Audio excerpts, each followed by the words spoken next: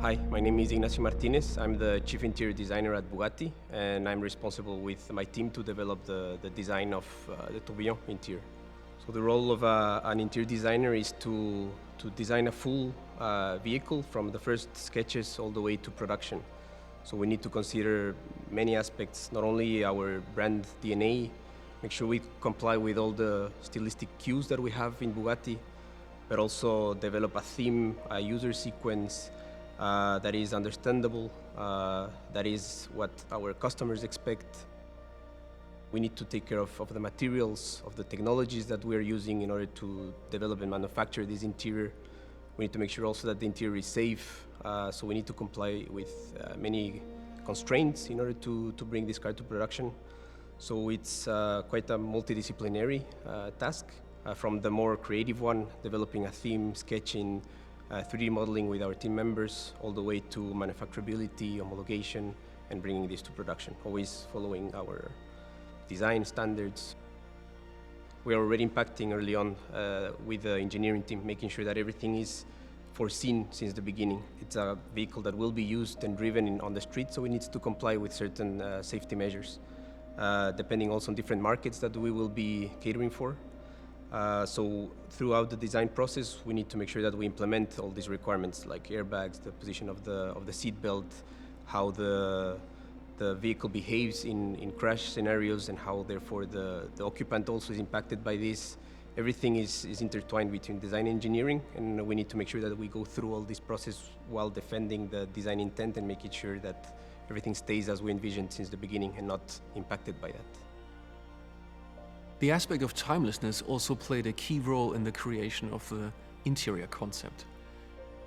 We deliberately focused on an all-analog human-machine interfacing, so the way that the car displays information at its driver and how the driver interacts with the car is entirely analog. A Bugatti needs to be a timeless vehicle. Just like any other timepiece, this object goes from generation to generation, and that's what we intend also with Tourbillon.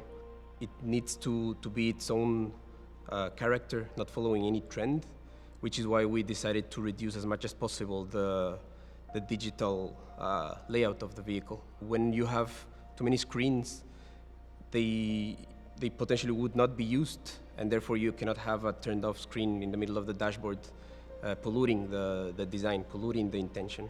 So our aim was to reduce as much as possible all the displays, so this vehicle can be as timeless as it should in any situation, while it's being used, while it's being driven, maybe on your private collection, if it's sitting on a Concours d'Elegance 50 years from now, while not having any screen unused, polluting the interior, it will keep this character of timelessness, and that is very much reflected also with the name of the car. Tourbillon is a mechanism, a complication on the watchmaking world. It has inspired all the theme on the interior, all the exposed mechanisms, the glass surfacing, and this ages extremely well, unlike a display. In the interior of the Tourbillon, the art of watchmaking meets digital detox. We have chosen to do the entire human-machine interfacing between displaying information at the driver and the driver operating the vehicle in an entirely analog fashion. That way, the sensation of driving a Tourbillon will remain timeless through the decades.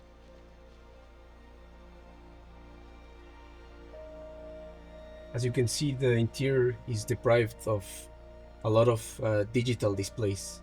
We stuck to the bare minimum because we wanted to, of course, have a strong focus on physical controls. We do have displays on the knobs and a small display on the cluster, but it's as minimalistic as possible. The same happened with the central display that is at most times hidden inside of the dashboard and just deployable on command whenever it's required. Otherwise, we have physical controls like the engine start-stop button that will be pulled in order to turn on the V16 behind. And we're working a lot also on the haptics of these controls to make sure that they have the correct clicking feel, the nice resistance, the nice travel. So everything is connected semantically, not only to the watchmaking approach, but also what you feel haptically with these physical commands. The interior development of the architecture has very strong Bugatti DNA cues, like the C line here. It has been slightly interpreted with a different acceleration, a little bit more dynamic, and there's a clear differentiation between driver and passenger side with the center line, mirroring exactly what's happening on the exterior with both its center line and its C-line. It is a quite simple architecture. We have a very clean line that travels from the dashboard to the door behind the users all the way to the center console.